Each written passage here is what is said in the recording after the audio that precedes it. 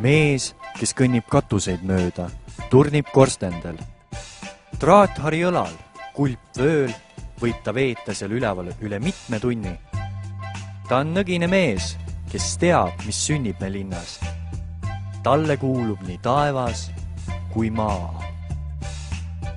Korstnapühkja on amet, mis sobib füüsiliselt tugevatele noortele meestele, kes ei kohku ühegi kõrguse ees. Enda katuseluugist välja vinnamine nõuab jõudu ja osavust. Katustel kõndimine aga vaprust. Riski on korstnapühkja töös päris palju.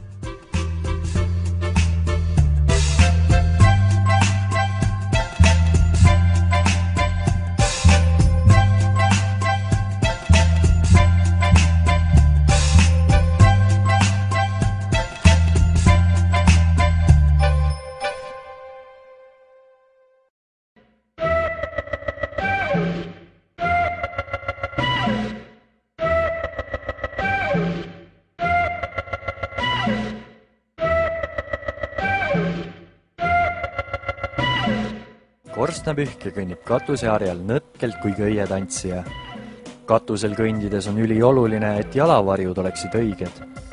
Eriti hästi sobivad selleks painduvad kummitallaga jalatsid, millel on tagatud talla piisav haardumine ja hõõre.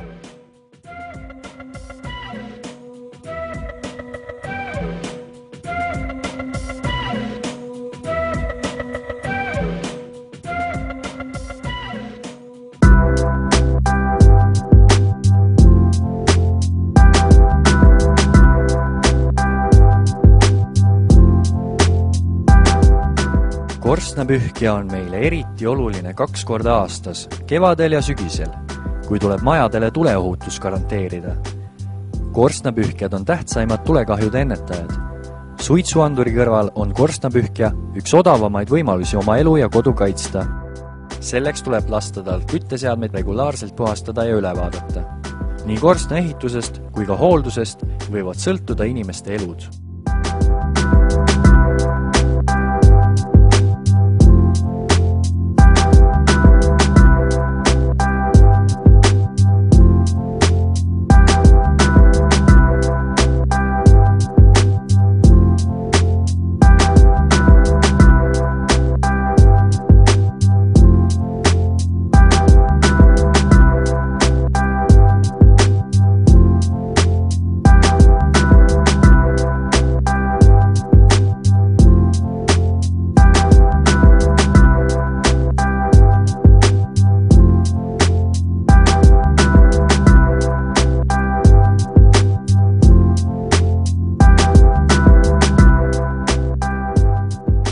Korstnapühkja peab olema aus ja täpne. Musta tööd teeb ta puhtalt, jätmata endast jälgegi. Ja külastatud kodudes nähtu unustab ta ära, kui ukse sulgeb. Tihtilugu on raske kellaajast täpselt kinni pidada, sest mõnes majas võib arvatust kauem minna.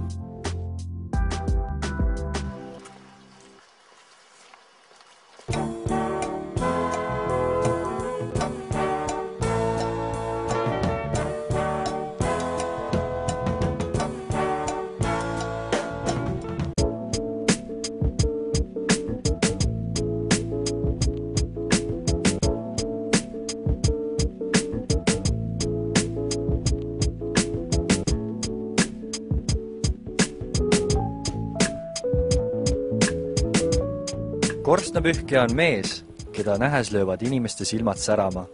Kõik tahavad tema nööpe katsuda ja seeläbi õnnelikuks saada. Tänaval haaratakse nööbist kinni ja soovitakse midagi, kuid korstnapühkja suhtub sellesse heatahtlikult, sest nööp nii lihtsalt juba 6 küljest lahti ei tule.